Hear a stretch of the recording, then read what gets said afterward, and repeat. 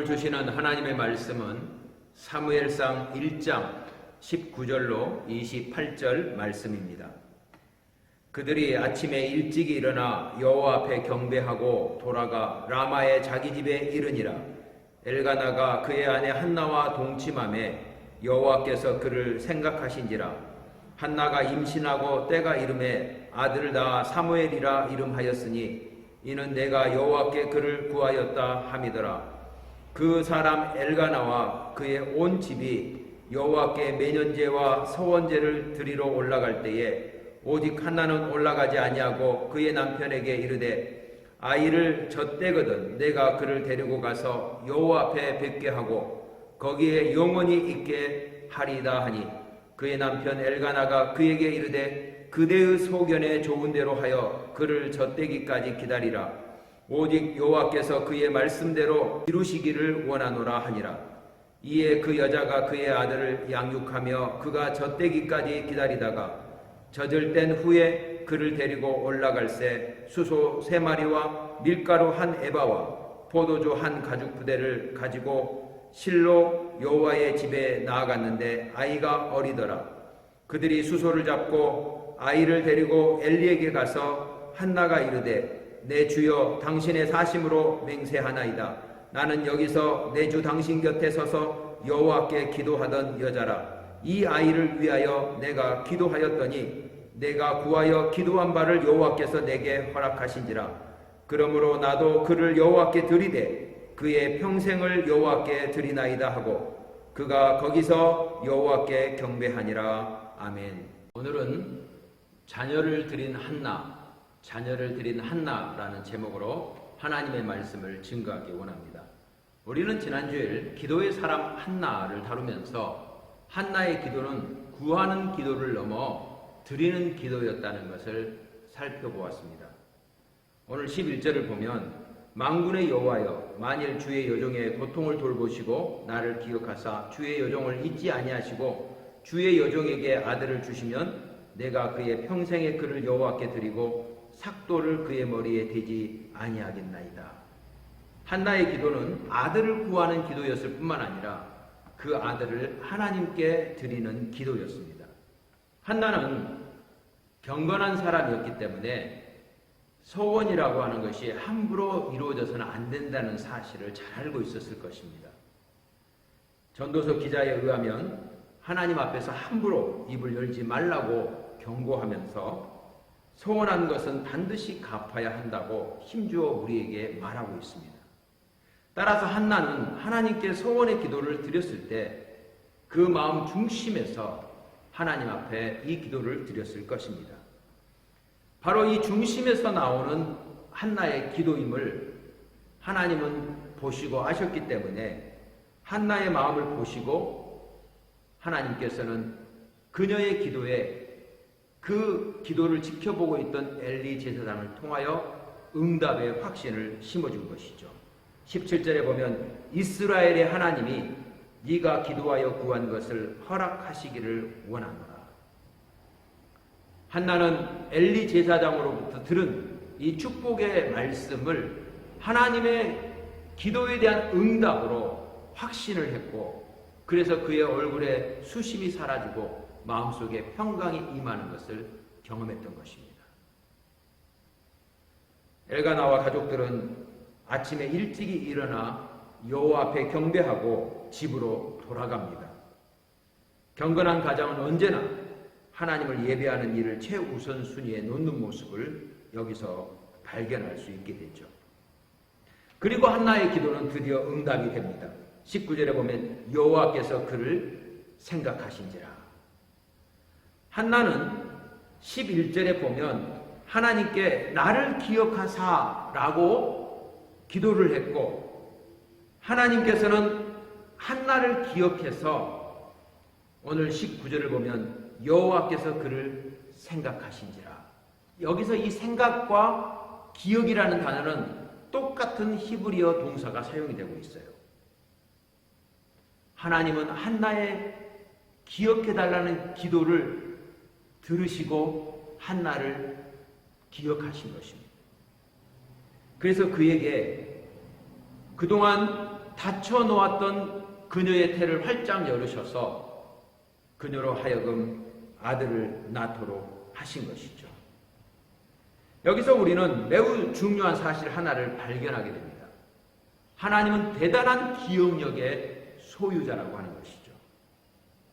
하나님은 한나의 기도를 기억하셨고 엘가나가 한나와 동침하자 한나의 기도를 기억하신 그 기억력으로 지금 한나의 태를 열고 계시는 것입니다.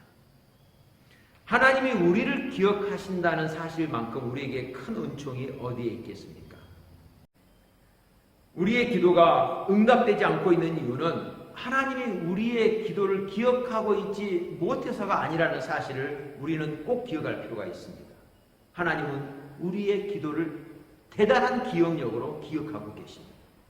그렇다면 우리의 기도가 지금 응답되고 있지 않는 이유는 바로 하나님의 때가 차지 않았기 때문인 것이죠.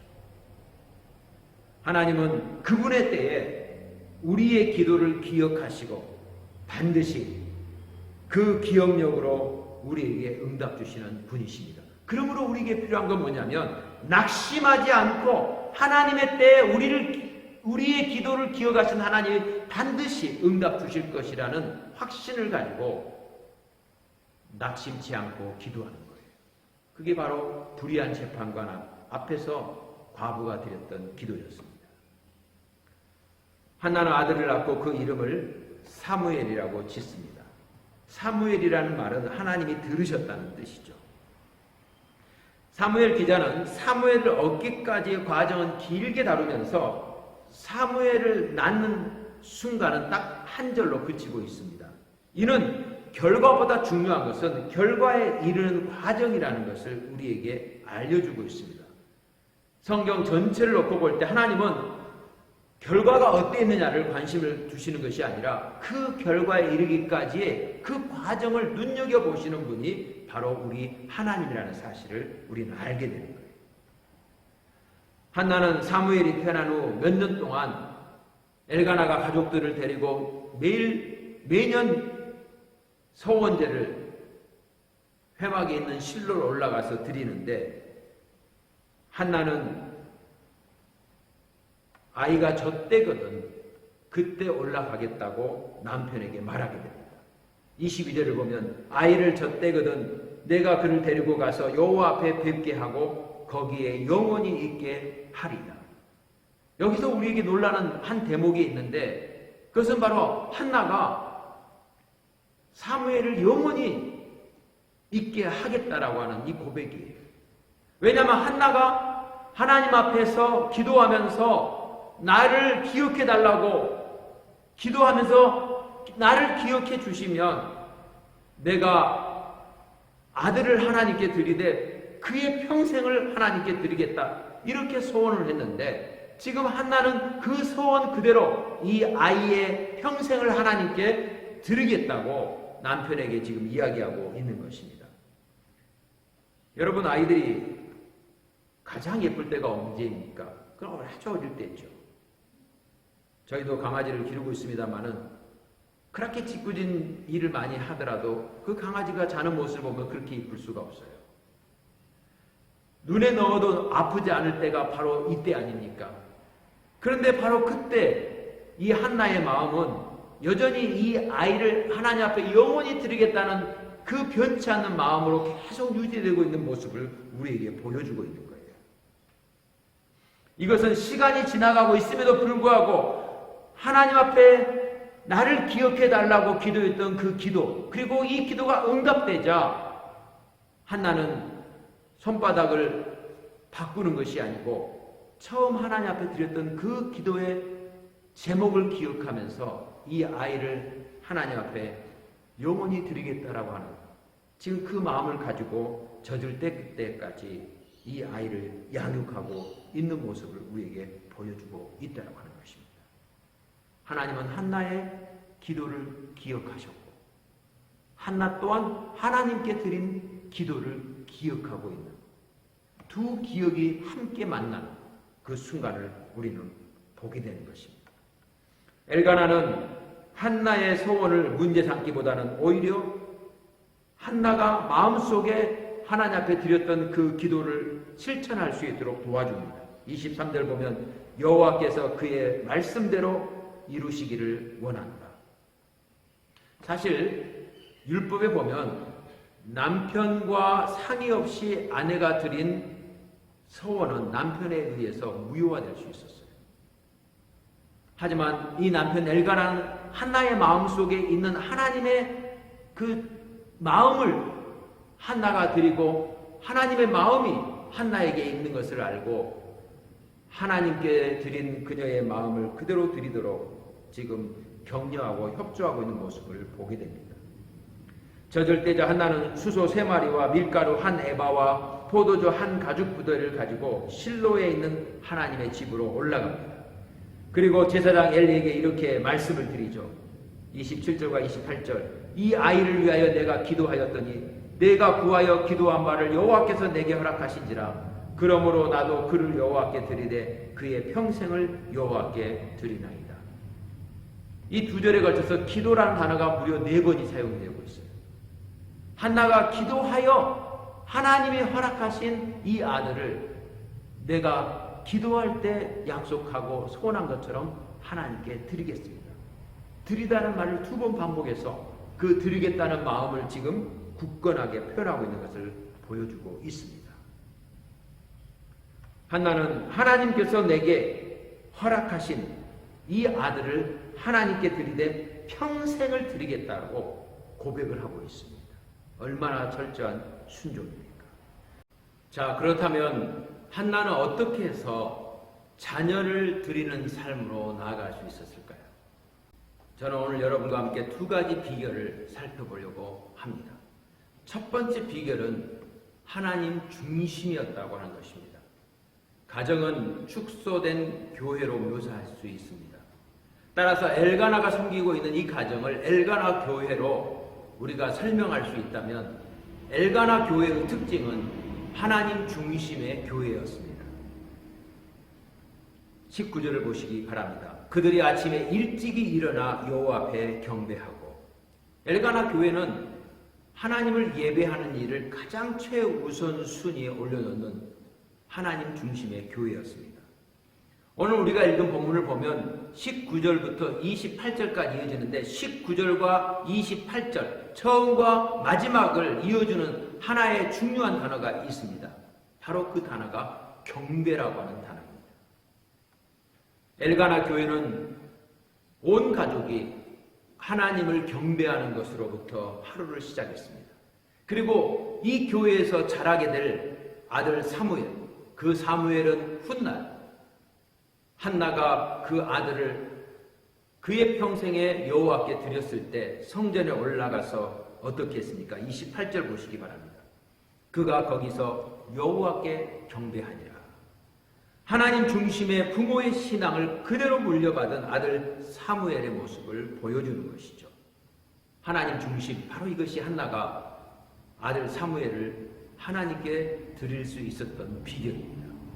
아브라함은 100세의 아들 이삭을 낳았음에도 불구하고 그 이삭이 한참 장성했을 때 뜻밖의 명령에 봉착하게 됩니다. 그것은 바로 아들 이삭을 제물로 바치라는 하나님의 엄명이었죠.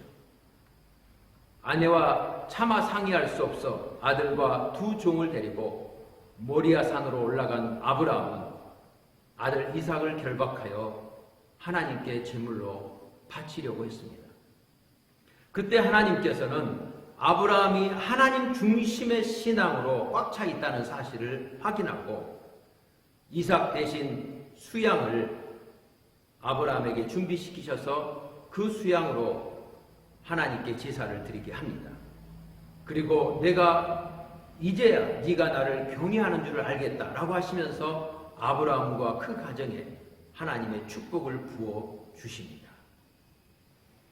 하나님 중심의 신앙이 이토록 중요한 이유가 무엇입니까? 그것은 바로 우리가 사는 시대가 점점 사람 중심이 되어가고 있기 때문입니다.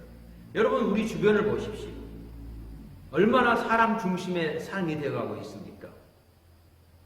결혼을 원치 않지만 자녀를 원하기 때문에 난자와 정자를 보관해둔 사람 은행에서 씨를 구해서 자녀를 낳는 사람들이 얼마나 많이 있습니까? 동성에 끌려 동성 결혼을 했기 때문에 자녀를 낳을 수 없는데, 동성 결혼은 원하지만 자녀 또한 원하기 때문에 동일한 방법으로 씨를 얻어서 자녀를 직접 낳거나 아니면 입양하는 경우가 얼마나 많습니까? 부모는 자기들이 원해서 그 삶을 선택했지만 그들에게서 나온 자녀들은 전혀 원치 않는 부모 형태를 만날 수 있지 않습니까? 그래서 주변의 전문가들이 그 자녀의 미래에 직면할 충격을 그들로 하여금 알게 하여 신중에 신중을 거듭할 것을 이것저것에서 말함에도 불구하고 그 모든 것들이 부모의 권리라는 이유 하나만으로 얼마나 지금 이것저것에서 빈번하게 일어나고 있습니까? 이것은 바로 우리가 지금 살고 있는 시대가 얼마나 사람 중심이 되었는가를 우리에게 여실하게 알려주고 있습니다. 사무엘상 이 초반부에는 엘가나가 섬기는 엘가나 교회와 엘리가 섬기는 엘리 교회를 비교하고 있는데, 엘리의 교회를 보십시오. 하나님의 제사장임에도 불구하고 이 엘리의 두 아들인 홈리와 비느하스는 제사장으로서 해서는 안 되는 일을 하고 있고, 그 소문을 들은 아버지 엘리는 점잖게 타일에다가 그 타일러서 듣지 않으니까 그냥 수수방관해버리는 모습을 보이고 있지 않습니까? 하나님께서는 네가 나를 사랑하는 것보다 네 자녀들을 사랑하는 것을 더하니 나는 너에게서 그리고 너의 자녀들에게서 촛대를 옮기겠다라고 말씀하시면서 엘리의 목숨뿐만 아니라 두 자녀의 목숨을 형벌로 빼앗고 있는 모습을 보게 됩니다. 엘리 교회는 점점 피폐해져 가고 있고 반면 엘가나 교회는 점점 부흥하고 있는데, 바로 이것을 갈라놓은 분기점이 어디에 있습니까? 하나님 중심이냐 사람 중심이냐라고 하는 것입니다. 한나는 하나님 중심으로 자녀를 양육했고 그 자녀를 하나님께 드렸던 것이죠. 그것은 자녀는 하나님이 주신 선물이자 동시에 화살통에 가득한 화살처럼 하나님이 우리에게 맡기신 가장 소중한 자원이라는 사실을 인식할 때 가능한 것입니다. 자녀는 우리의 소유가 아니라 하나님이 맡기신 하나님의 가장 소중한 자원이라는 사실을 우리가 깨달아서 청지기 의식을 가지고 자녀를 대할 때 가능한 것입니다. 이런 대표적인 모범을 보여준 한 분이 있는데, 하나님을 경험하는 삶을 쓴 헨리 블리카비 목사님입니다. 목사님은 결혼하고 사모님과 함께 손을 맞잡고 매일 이렇게 기도했다고 합니다. 주님, 우리가 주님을 친밀한 가운데 섬기듯이 이 모습을 보고 우리의 자녀들도 주님을 친밀한 가운데 섬기게 주옵소서. 주님, 우리의 자녀들이 하나님의 부르심을 받을 때 그것을 알게 하시고 우리 자녀들도 그것을 이해하여 하나님의 부르심에 순종할 때 우리가 적극적으로 그 부르심에 순종할 수 있도록 격려하고 지원하는 부모가 되게 하여 주옵소서. 자녀가 선교사로 부름을 받았다고 가정했을 때 부모가 자녀에게 걸림돌이 되고 자녀가 부모에게 걸림돌이 될 때가 얼마나 많습니까? 여러분, 자녀가 선교사로 부름을 받았을 때 부모는 사랑하는 자녀가 선교지로 떠나게 되면 그 자녀만이 아니라 손주들까지도 떠나게 되기 때문에 자녀의 소명의 거부권을 행사할 때가 많은 것이죠. 자녀가 하나님 앞에 순종하기 위하여 부모의 거부권에도 불구하고 순종하고 나아갔을 때 부모가 뒤에서 흘리는 그 눈물을 본 자녀들은 온전히 하나님을 바라보며 기쁨으로 섬기기가 어려운 것이죠. 눈물을 흘리는 부모가 늘 눈에 어른어른거리기 때문인 것입니다. 그러나 헨리 브레카이 목사님처럼 하나님, 우리 부부가 하나님이 우리 자녀들을 부르실 때 그 부르심을 이해하게 하시고, 그리고 그들이 그 부르심을 따라가는데 적극적인 격려자요 협력자가 되게 해 주옵소서라고 기도한다면 얼마나 그 일을 기쁨으로 할 수 있겠습니까? 제가 고등학교 3학년 때인 1983년도 그때 그 일을 잊어버릴 수가 없는데, 바로 시골 교회에 수석 장로님의 맏아들이 일찍 하나님의 은혜를 경험하여 1974년 엑스플로 74때 하나님 앞에 선교사로 헌신하고 훈련을 받으면서 일본 사모님을 만나서 결혼하여 이제 파송을 앞두고 있는 순간에 모 교회이기 때문에 마지막으로 모 교회를 방문한 것입니다. 그때 여러분, 다른 아들도 아니고 맏아들이 말이 아프리카 케냐지, 지금도 케냐가 뭔데 그 당시에는 얼마나 멀리 여기졌는지 지금 가면 다시는 돌아올 수 없다라고 할 정도로 먼 곳이었습니다. 그럼에도 불구하고 기쁨으로 그 아들을 보내고 또 온 교회가 기쁨으로 함께 파송 예배를 드리는 그 광경을 지금도 눈에 선해서 잊어버릴 수가 없습니다. 이와 같이 기쁨으로 자녀를 하나님의 부르심을 향해 갈 수 있도록 격려하는 것, 바로 이것이 하나님 중심의 교회, 하나님 중심의 가정의 대표적인 모습인 것이죠. 한나의 모습이 바로 이러했습니다.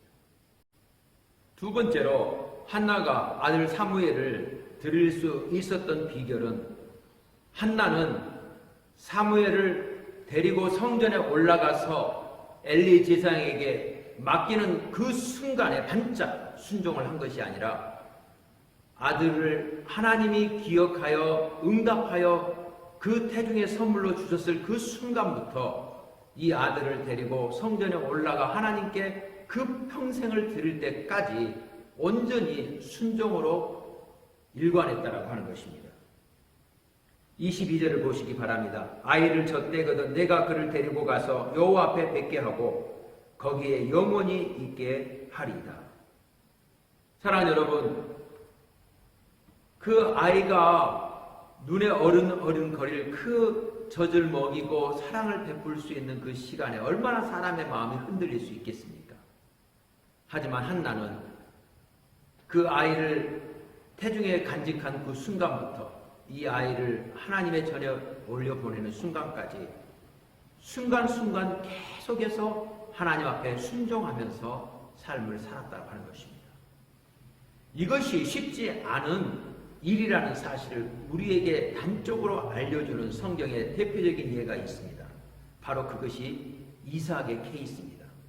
이삭은 그의 나이 37살, 즉 어머니가 127세를 일기로 하나님의 부르심을 받자 어머니를 떠나보낸 외로움 속에서 시간을 보내게 됩니다. 이것을 지켜본 아버지 아브라함은 아들을 위한 배필을 얻기 위해 자기 사환을 보내서 그의 배필이 될 리브가를 데려오죠. 40세에 결혼하여 리브가와 가정을 이룬 이 이삭은 그의 어머니 사라와 같이 오랜 기간 아이를 갖지 못하는 아내와 자기 자신의 모습을 바라보면서 60세가 되던 20년 동안 아이가 없자 하나님 앞에 나아가 기도하게 됩니다. 그 기도의 열매로 하나님께서 응답해 주셔서 리브가의 태중에 아이가 생기는데 놀랍게도 쌍태였습니다. 그런데 그 아이들이 서로 복중에서 얼마나 싸우는지 감당할 길이 없어서 결국 이삭은 이 문제를 어떻게 해야 될지 알지 못해 하나님께 이 문제를 가지고 나아가 기도하죠. 사랑하는 여러분, 자녀를 기르다가 부모로서 도저히 감당할 수 없을 때 우리는 이삭처럼 하나님께 이 문제를 가지고 나아가 기도해야 합니다. 하나님께서는 이삭과 리브가에게 내 태중에 두 아들이 있구나, 두 민족이 있구나. 하지만 큰 자가 어린 자를 섬기리라. 큰 자가 어린 자를 섬기리라. 태어난 두 아들 에서와 야곱. 에서는 활동적이어서 들러 나가서 사냥을 하여 그 고기로 아버지에게 대접을 했는데 아마 이삭은 고기를 좋아했던 것 같습니다. 그래서 자신에게 늘 고기를 제공하는 그 아들 에서를 사랑했습니다. 하지만 야곱은 온순하고 또 집 안에 머무는 성격이어서 엄마와 늘 함께 시간을 보냈기 때문에 엄마 리브가는 둘째인 야곱을 사랑했죠.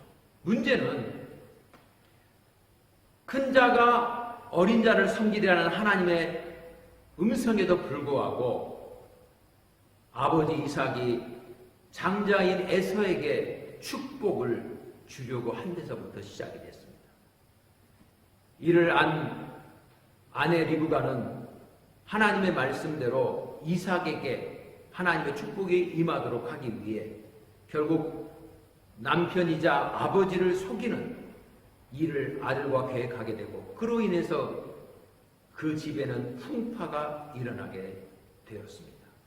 사랑하는 여러분, 큰 자가 어린 자를 섬기라는 그 말씀을 마음에 간직하고 비록 나를 고기로 기뻐하는 맏아들을 사랑할지라도 축복을 받을 아들은 둘째인 야곱이라고 하는 사실을 계속 기억하면서 그렇게 평생을 살았다면 그 가정에 이와 같은 고통은 없었을 것입니다. 하지만 하나님의 족장인 그 이삭마저도 하나님이 주신 말씀을 일평생 간직하기가 그렇게 어려웠다라고 하는 것입니다. 왜? 첫째 아들이 자기를 더 기뻐하게 합니까? 그러므로 우리는 야곱에게 궁극적으로 축복이 내려진 그 결과뿐만 아니라 그 결과에 이르는 과정이 하나님이 기뻐하시는 과정, 하나님 앞에 순종하는 과정이어야 한다는 사실을 이 이삭의 케이스를 통해서 깨닫게 되는 것입니다. 자, 우리는 여기서 한 가지 반문할 수 있습니다. 그게 무엇입니까? 자식의 의지와 상관없이 일방적으로 드린 부모의 소원을 어떻게 보아야 하느냐라고 하는 것이죠. 무엇보다 부모의 사랑을 필요로 하는 그 어린 나이에 부모를 떠나 살게 한 결정이 정당화될 수 있는가? 이런 반문이 일어날 수 있습니다. 사무엘 기자는 아들을 바친 한나의 경우가 모든 어머니들의 모델이 되어야 한다고 말하고 있지 않습니다. 한나의 경우는 그 어느 때보다도 영적으로 위기에 처한 이스라엘의 특별한 정황 속에서 하나님께서 허락하신 특별한 경우로 해석해야 합니다. 왜냐하면 성경에 한나와 같은 케이스가 많이 등장하고 있지 않기 때문입니다. 만약 한나의 소원이 하나님의 뜻에 부합하지 않았다면 하나님은 그 옆에 있는 엘리 제사장을 통해서 또 한나에게 그 닫힌 태를 계속 닫아두어서 한나의 기도에 응답을 하지 않으셨을 것입니다. 하지만 한나의 기도를 기억하시고 한나의 기도에 응답하신 것은 이 한나를 통해서 하나님이 그 영적으로 어두운 시대, 그 암흑기를 밝히 비춰줄 하나님의 사람을 하나님이 계획하셨기 때문인 것이죠. 여호와의 말씀이 희귀하여 이상이 흔히 보이지 않던 바로 그 시대에 대다수 사람들이 아무런 희망이나 탈출구 없이 영적으로 어두운 절망의 터널을 통과하고 있는 그 시기에 하나님은 묵묵히 하나님의 사람을 통해서 하나님이 사랑하는 그 백성을 영적 암흑에서 밝은 세계로 건져내기 위해 묵묵히 일하고 계셨는데 바로 그 일이 이 한나를 통해서 이루어진 것입니다. 이것을 잘 말해주는 역사적인 신뢰가 있습니다. 2차 세계대전 당시에 연합군은 B7 폭격기로 독일의 한 도시를 폭파하고 있었는데 독일의 대공포가 바로 이 폭격기를 향해서 포를 쏘아댔습니다. 그런데 그 포들이 이 폭격기의 연료 탱크의 명중이 되었습니다. 그런데 놀라운 것은 그 폭격기가 폭발하지 않았다는 것입니다. 나중에 그 이유를 조사해 보니까 연료 탱크 안에는 무려 11개의 불반탄이 들어있었습니다. 폭탄 안에 폭약이 들어있지 않은 것이었습니다. 그런데 한 불반탄 속에 쪽지 하나가 발견됐는데 그 쪽지 안에 체코말로 이런 글귀가 쓰여져 있었습니다. 우리가 지금 여러분을 위해 할 수 있는 일은 이것밖에 없습니다. 그들은 나치 치하에서 나치의 눈치를 보면서 포탄에 들어갈 탄약을 장착하는 일을 하고 있었는데 일부 포탄에 의도적으로 폭약을 집어넣지 않은 것이죠. 이 모든 일은 조용히 남의 눈에 띄지 않고 진행되었지만 누군가의 구원을 위해 사용이 되었습니다. 그와 마찬가지로 이 한나의 눈에 띄지 않는 아들을 바치는 그 기도가 하나님께 상달되고 하나님께 기억하신 바 되어 묵묵하게 역사의 무대 위에서 구원을 준비하시는 하나님의 손에 의해서 사용이 되었다고 하는 것이죠. 그러므로 이 한나의 아들 사무엘을 바치는 이 헌신은 물리적인 의미에서 모든 영적 부모들의 모델이 될 수는 없습니다. 하지만 한나가 자녀를 드린 이 헌신은 영적인 의미에서 모든 부모들의 모범이 되어야 하는 것이죠. 한나가 자녀를 하나님께 올려드린 기도와 순종은 우리 모두의 영적 귀감이 되어야 하며, 그래서 우리는 한나가 그 아들 사무엘을 드렸던 것처럼 그녀 안에 있었던 하나님 중심의 신앙, 그리고 자녀를 하나님의 부르심에 기꺼이 내어드리기 위하여 그 자녀를 품에 안은 그 순간부터 드릴 때까지 그 과정이 하나님 중심으로 하나님께 드려지는 그러한 믿음의 가문, 영적 가문을 일궈야 한다라고 하는 것입니다. 헨리 블랙하임 목사님이 기도했던 것처럼 우리는 우리 사랑하는 자녀를 양육하면서 하나님이 이 자녀들을 부르실 때 우리가 그 부르심을 이해하게 하시고, 더 나아가 우리 자녀들도 그 부르심을 이해하여 순종으로 나아갈 때 우리가 기쁜 마음으로 그 부르심에 순종하여 갈 수 있도록 격려하고 도와주는 협력자가 될 수 있도록 축복하여 주시옵소서. 왜냐하면 그 자녀들은 나의 소유가 아니라 주님이 나에게 맡겨주신 바로 선물이자 동시에 하나님 나라의 기업이기 때문인 것입니다.